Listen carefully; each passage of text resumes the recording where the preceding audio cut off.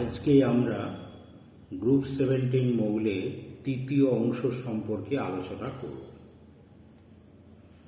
Fluorine, chlorine, bromine, iodine এইগুলি হচ্ছে halogen এবং গ্রুপ 17 ফ্যামিলির অন্তর্ভুক্ত। চারটে হ্যালোজেনের মধ্যে ফ্লোরিনের প্রপার্টিটা বা ধর্মটা অন্যান্য হ্যালোজেনের থেকে একটু আলাদা। তা ফ্লোরিনের ধর্মটা অন্যান্য হ্যালোজেনের থেকে আলাদা বলে ফ্লোরিনকে সুপার হ্যালোজেন বলে। কি বললাম? সুপার হ্যালোজেন বলে। আমাদের এখন জানতে হবে কেন ফ্লোরিনকে সুপার হ্যালোজেন বলে। কেন ফ্লোরিনকে সুপার হ্যালোজেন বলে? লক্ষ্য করো ফ্লোরিনের প্রপার্টিগুলো অন্যান্য হ্যালোজেনের থেকে কী তফাৎ। 1 নম্বর, ফ্লোরিন পরমাণু আকার সব থেকে ছোট। তাহলে কি বললাম? আকার সব থেকে ছোট। কেন? এটা দ্বিতীয় পর্যায়ের মৌল। 2 নম্বর, এদের ইলেকট্রোনেগেটিভিটি সর্বোচ্চ। পাউলিং স্কেলে এর মান কত? 4। 3 নম্বর, ফ্লোরিন যখন যৌগ গঠন করে তখন কিন্তু এর বেশিরভাগ যৌগই কিন্তু তড়িৎযোজী টাইপের বা তড়িৎযোজী ধরনের বা ইলেকট্রোভ্যালেন্ট কম্পাউন্ড তৈরি করে। 4 নম্বর, এফ বন্ধন দূরত্ব বা বন্ধন সব থেকে কম এবং বন্ধন বিয়োজন শক্তিও সব থেকে কম। অর্থাৎ F2 সহজে বিয়োজিত হয়ে জায়মান ফ্লোরিনে সহজে পরিণত হতে পারে। 5 নম্বর, ফ্লোরিনের প্রমাণ জারণ বিভবের মান খুব বেশি। অর্থাৎ অন্যান্য হ্যালোজেনের তুলনায় ফ্লোরিন শক্তিশালী জারক দ্রব্য। 6 নম্বর, ফ্লোরিনের কোনো ডি অরবিটাল নেই। অন্যান্য হ্যালোজেনগুলোর যেমন ডি অরবিটাল থাকে, ফ্লোরিনের কোনো ডি অরবিটাল নেই। তাহলে কি দেখলাম? ফ্লোরিনের প্রপার্টিগুলো অন্যান্য হ্যালোজেনের থেকে আলাদা বলে fluorine is called super halogen. Next এবার দেখব হোয়াই ফ্লোরিন ইজ রিঅ্যাক্টিভ। কেন ফ্লোরিনের রাসায়নিক সক্রিয়তা অন্যান্য হ্যালোজেনের থেকে বেশি? কারণটা লক্ষ্য করো, ফ্লোরিনের আকার সব থেকে ছোট এবং F2-র মধ্যে সমযোজী এক বন্ধন থাকে। কীরকম লক্ষ্য করো, এফ ফ্লোরিনের আকার ছোট বলে এফ বন্ধন দূরত্ব খুবই কম। এখন প্রতিটা ফ্লোরিনের বাইরের কক্ষে তো 7টা ইলেকট্রন আছে। একটি যদি বন্ধনে অংশগ্রহণ করে তাহলে বাকি কটা ইলেকট্রন পড়ে থাকবে? প্রত্যেকটা ফ্লোরিনে 3টে ইলেকট্রন পড়ে থাকবে। অর্থাৎ এই ফ্লোরিনটার 3টে লোন পেয়ার, এই ফ্লোরিনটার 3টে লোন পেয়ার আছে। এখন এফ বন্ধন ডিস্টেন্স খুব কম, তাহলে যে ইলেকট্রনগুলি বন্ধনে অংশগ্রহণ করে না, এই রকম প্রায় 12টা ইলেকট্রন একটুখানি জায়গার মধ্যে থাকে। অর্থাৎ নন বন্ডিং ইলেকট্রনগুলির মধ্যে একটা তীব্র বিকর্ষণধর্মী বল কাজ করে। এই বিকর্ষণধর্মী বলের জন্য F2 সহজেই বিয়োজিত হয়ে F পরমাণুতে অর্থাৎ জায়মান ফ্লোরিন পরমাণুতে পরিণত হতে পারে। অর্থাৎ ফ্লোরিনে F বন্ধন বিয়োজন শক্তি খুব কম বলে ফ্লোরিন ভীষণ রিঅ্যাক্টিভ এবং ফ্লোরিন বিভিন্ন যৌগের সঙ্গে রাসায়নিক বিক্রিয়া করে এবং তাকে বিক্রিয়া করতে বাধ্য করে। লক্ষ্য করো এখানে ফ্লোরিন জলের সঙ্গে রাসায়নিক বিক্রিয়া করে অক্সিজেন উৎপন্ন করেছে এবং হাইড্রোফ্লুরিক অ্যাসিডে পরিণত হয়েছে। তেমনি ফ্লোরিন জলের সঙ্গে রাসায়নিক বিক্রিয়া করে কখনো কখনো ওজোনে পরিণত হয়। দুটো রিয়াকশনকে একত্রে বললে কি হয়? ফ্লোরিন জলের সঙ্গে রাসায়নিক বিক্রিয়া করে ওজোন মিশ্রিত অক্সিজেনে পরিণত হয়। অক্সিডেশন স্টেট, ফ্লোরিনের মধ্যে কোনো ডি অরবিটাল নেই। সেই জন্য ফ্লোরিন যে জারণ স্তরটা গঠন করে -1 জারণ স্তর কেবলমাত্র গঠন করে। অন্যান্য হ্যালোজেনগুলো যেখানে +1 +3 +5 ইত্যাদি জারণ স্তর গঠন করে, ফ্লুরিন কিন্তু একটাই জারণ স্তর গঠন করে, সেটা হলো -1। অক্সিডাইজিং পাওয়ার, ফ্লুরিনের আকার খুব ছোট বলে ফ্লুরিন কিন্তু শক্তিশালী জারক দ্রব্য। প্রমাণ জারণ বিভবের মান খুব বেশি, সেই জন্য ফ্লুরিন বিভিন্ন মৌলের সঙ্গে দ্রুত রাসায়নিক বিক্রিয়া করে এবং ফ্লুরিনই হচ্ছে সব থেকে শক্তিশালী জারক মৌল। ফ্লুরিনের সমতুল্য জারক পদার্থ হল পারজেনেট আয়ন, মনে রাখবে, পারজেনেট আয়ন। এটা কিন্তু একটা যৌগ, আর ফ্লুরিন কিন্তু সব থেকে শক্তিশালী জারক মৌল। হাইড্রোজেন বন্ড, ফ্লুরিনের ইলেকট্রোনেগেটিভিটি অনেক বেশি বলে এইচএফ বন্ধন পোলারিটি খুব বেশি এবং এই বন্ধনে ইলেকট্রন জোড়টা ফ্লুরিন পরমাণুর দিকে সরে যায়। ফ্লুরিনটা ডেল্টা মাইনাস হয় আর হাইড্রোজেনটা কি হয়, ডেল্টা প্লাসে পরিণত হয়। এই পোলারিটির জন্য ফ্লুরিন কিন্তু হাইড্রোজেন বন্ধনে অংশগ্রহণ করে এবং ফ্লুরিন এইচএফ হাইড্রোজেনের সঙ্গে হাইড্রোজেন বন্ধন করে বলে KHF2 পটাশিয়াম বাইফ্লুরাইড লবণটি সম্ভব হয়। KHF2 লবণটি কিভাবে গঠন করে লক্ষ্য করো।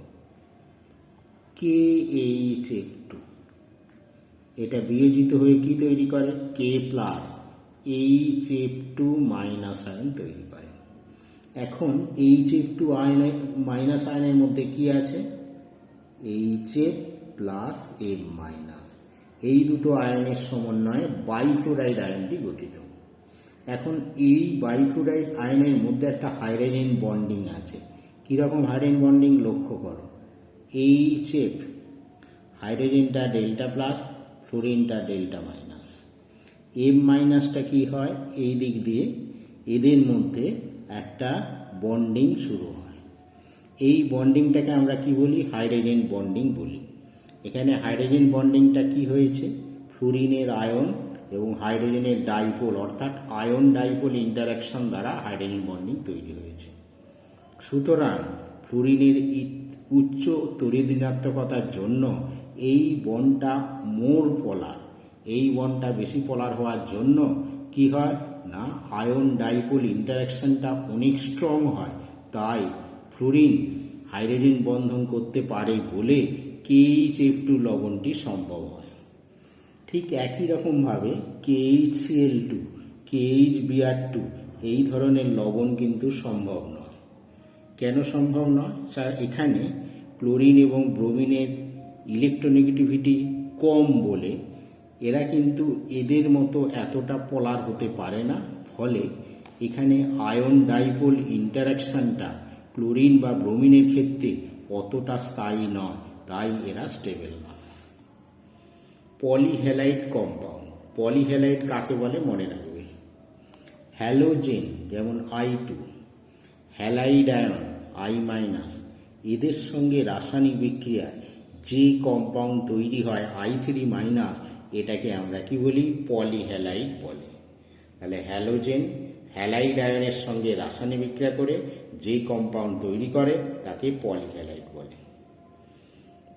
ফ্লুরিনের কোনো ডি অরবিটাল নেই, ডি অরবিটাল এর নেই, তাই ফ্লুরিন কোনো পলিহ্যালাইড গঠন করতে পারে না। অর্থাৎ F2 প্লাস M- সমান F3- এই ধরনের কোনো যৌগ সম্ভব নয়। আয়োডিন বা অন্যান্য হ্যালোজেনে ডি অরবিটাল আছে বলে এরা কিন্তু পলিহ্যালাইড গঠন করে। তাহলে কি শিখলাম, ফ্লুরিন কোনো পলিহ্যালাইড উৎপন্ন করতে পারে না। চলে এসো ক্লোরিন সম্পর্কে জানব।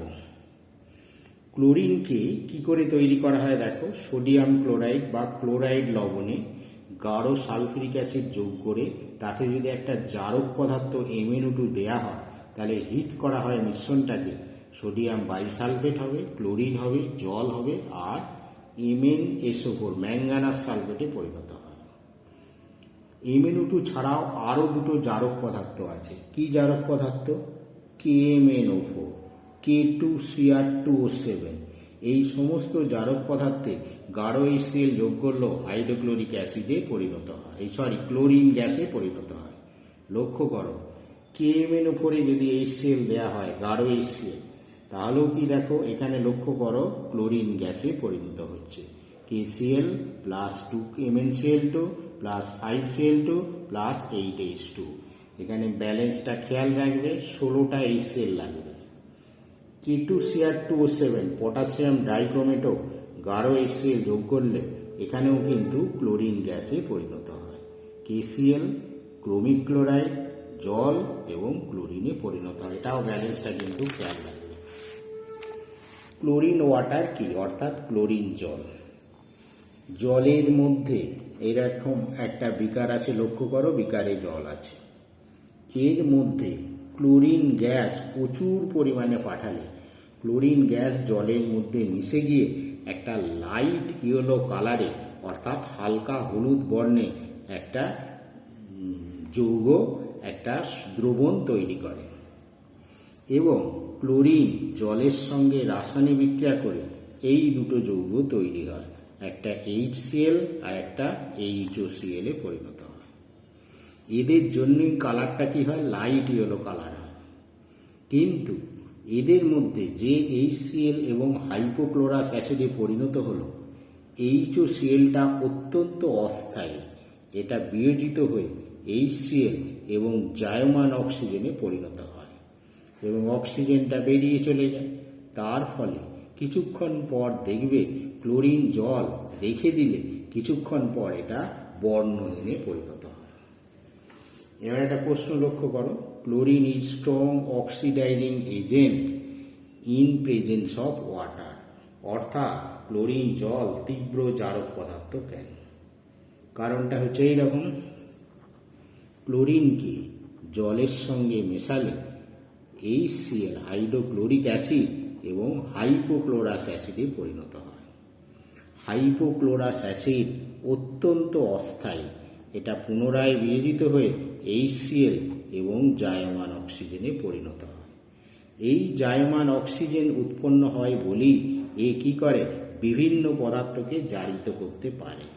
ঠিক আছে, তাহলে বিভিন্ন পদার্থ প্লাস জায়মান অক্সিজেন ওই পদার্থটাকে কি করে, জারিত করে। তার মানে এখানে জারিত পদার্থ তৈরি হয়। অর্থাৎ ক্লোরিনকে জলে যোগ করলে জায়মান অক্সিজেন তৈরি হয় বলেই এটা একটা শক্তিশালী জারক দ্রব্য। এই প্রশ্নটা ভালো করে করবে, খুব important. Moist blue litmus becomes first red and then colourless in presence of chlorine water, অর্থাৎ ভেজা নীল লিটমাসকে ক্লোরিন গ্যাসের সংস্পর্শে রাখলে প্রথমে নীল লিটমাসটা লাল হয়ে যায় এবং পরে সেটা বর্ণহীন হয়। কেন হয় লক্ষ্য করো, ক্লোরিন জলের সঙ্গে মেশে HCl প্লাস HOCl এ পরিণত হয়। তাহলে এই মনে করো একটা ভেজা লিটমাস, এই লিটমাসটাকে জলে ভিজিয়ে দাও, এর মধ্যে ক্লোরিন গ্যাস পাস করা, Cl2 গ্যাস পাস করা। তাহলে এই লিটমাসের মধ্যে যে জল আছে সেই জলের সঙ্গে ক্লোরিনের রাসায়নিক বিক্রিয়া হয়, হয়ে কি তৈরি হবে, HCl এবং HOCl উৎপন্ন হয়। HCl যেহেতু অ্যাসিড, এই অ্যাসিডের সংস্পর্শে নীল লিটমাসটা লাল হয়ে যায়। তাহলে নীল লিটমাস প্লাস HCl কি হবে, নীল লিটমাসটা কি হয়, লাল লিটমাসে পরিণত হয়।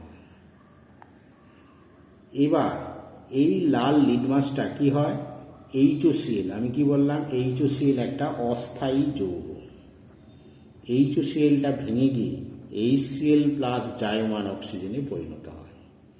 যে লাল লিটমাস তৈরি হয়েছিল সেই লাল লিটমাসটা জায়মান অক্সিজেন দ্বারা বিরঞ্জিত হয়। তাহলে এখানটা কি লিখতে পারি, লাল লিটমাস প্লাস জায়মান অক্সিজেন কি হবে, লাল লিটমাসটা বর্ণহীন লিটমাসে পরিণত হবে। তাহলে শেষে কি হলো? লাল লিটমাসটা জায়মান অক্সিজেন দ্বারা বিরঞ্জিত হয় এবং বিরঞ্জিত হয়ে বর্ণহীন লিটমাসে পরিণত হয়। এই প্রশ্নটি ভালো করে করবেন। ক্লোরিন কিছু গুরুত্বপূর্ণ রাসায়নিক বিক্রিয়ায় অংশগ্রহণ করে। প্রথমেই দেখব অ্যামোনিয়ার সঙ্গে কি কি যৌগ উৎপন্ন করে। অ্যামোনিয়ার সঙ্গে ক্লোরিনের বিক্রিয়া যদি অ্যামোনিয়ার পরিমাণ বেশি থাকে, ক্লোরিনটা কম থাকে, তাহলে কিন্তু নাইট্রোজেন এবং অ্যামোনিয়াম ক্লোরাইডে পরিণত হবে।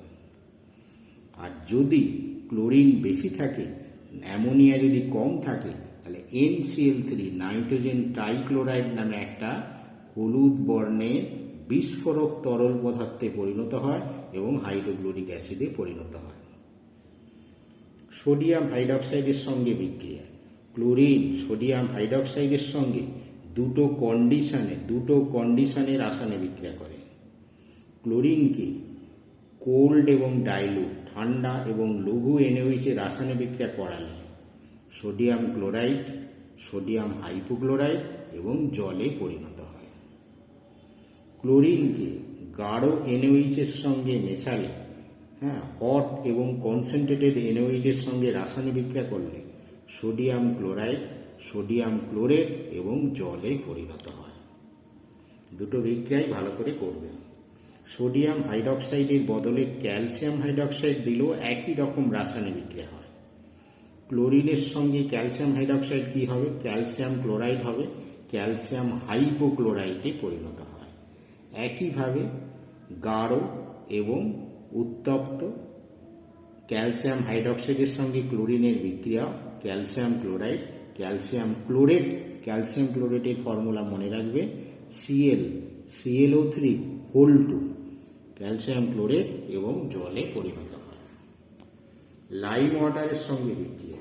40 ডিগ্রি সেন্টিগ্রেড উষ্ণতায় ক্লোরিনের সঙ্গে ক্যালসিয়াম হাইড্রক্সাইডের রাসায়নিক বিক্রিয়া CaOCl Cl এ পরিণত হয়, অর্থাৎ ব্লিচিং পাউডারে পরিণত হয়।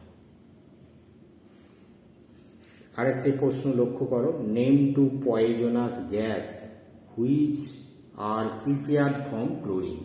ক্লোরিন থেকে কি কি বিষাক্ত গ্যাস তৈরি হয়? যেটা তৈরি হয় COCl2 কার্বনিল ক্লোরাইড বা ফসজিন গ্যাস ক্লোরিন থেকে তৈরি করা যায়। CCl3NO2 নাইট্রোক্লোরোফর্ম বা টিয়ার গ্যাস ক্লোরিন থেকে তৈরি করা যায়। আর মাস্টার্ড গ্যাস SCH2CH2Cl, এটাও তাই CH2CH2Cl, অর্থাৎ বিষাক্ত মাস্টার্ড গ্যাস তৈরিতেও ক্লোরিন গ্যাসকে ব্যবহার করা যায়। আয়োডিন। হ্যালোজেনগুলির মধ্যে আয়োডিনের প্রপার্টিও অন্যান্য হ্যালোজেনের থেকে আলাদা। কি আলাদা? এর আকার সব থেকে বড়, আয়োনাইজেশন পোটেনশিয়াল খুব কম, যার ফলে সহজে ইলেকট্রন বর্জন করতে পারে। আয়োডিন সহজে ইলেকট্রন বর্জন করে বলে আয়োডিন ইলেকট্রন বর্জন করে I+, I3+ ইত্যাদি বিভিন্ন যৌগে পরিণত হয়। তাই আয়োডিনের একটা বেসিক নেচার দেখা যায়। এদের জন্য আয়োডিনের প্রপার্টিটা অন্যান্য হ্যালোজেন থেকে কিছু আলাদা। এরপর আমরা দেখব ক্লোরাইড, ব্রোমাইড এবং আয়োডাইড আয়নকে কি করে শনাক্ত করব।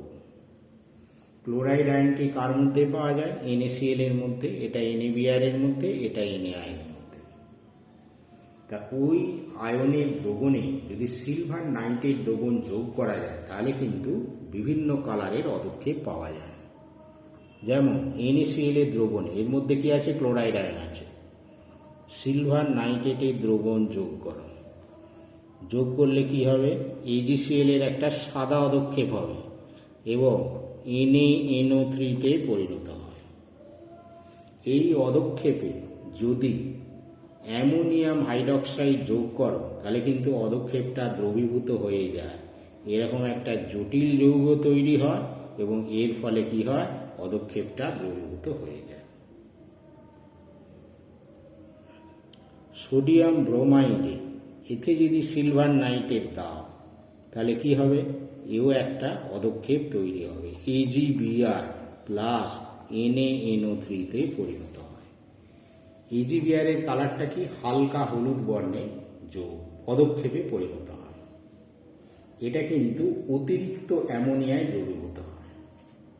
সিমিলারলি NaI, এতেও তুমি সিলভার নাইট্রেট যোগ করো, যোগ করলে কি হবে, AgI, হলুদ বর্ণের একটা পদক্ষেপ উৎপন্ন হয়, আর কি হবে, NaNO3 পরিণত হয়। এটা কিন্তু অ্যামোনিয়াম হাইড্রক্সাইড, অতিরিক্ত অ্যামোনিয়াম হাইড্রক্সাইডে দ্রবীভূত হয় না। তাহলে কি বললাম, ক্লোরাইড লবণে সিলভার নাইট্রেট যোগ করলে একটা সাদা পদক্ষেপ পাওয়া যায়, যেটা অল্প পরিমাণ অ্যামোনিয়ার মধ্যে দ্রবীভূত হয়। ব্রোমাইড লবণে যদি সিলভার নাইট্রেট যোগ করি, AgBr এর একটা হালকা হলুদ পদক্ষেপ উৎপন্ন হয়, যেটা কিন্তু অতিরিক্ত অ্যামোনিয়ায় দাব্য। আয়োডাইড লবণে সিলভার নাইট্রেট যোগ করলে একটা হলুদ বর্ণের পদক্ষেপ উৎপন্ন হয়, যেটা এক্সেস অ্যামোনিয়ায় কিন্তু দ্রবীভূত হয় না। বিষয়টা তোমরা ভালো করে শুনবে, তাহলেই বুঝতে পারবে।